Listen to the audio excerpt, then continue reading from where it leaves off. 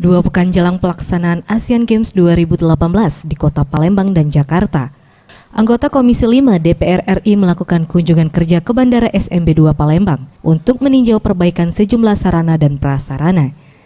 Karena Bandara SMB 2 Palembang merupakan pintu masuk ofisial, atlet dan tamu dari luar negeri yang datang berkunjung ke Kota Palembang.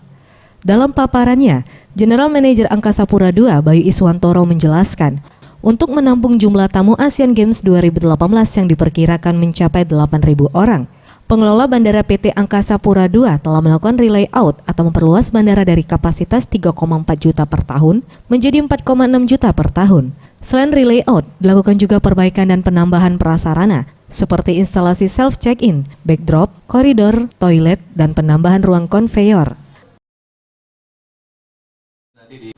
Estimasi total partisipan itu sekitar 7.000-an.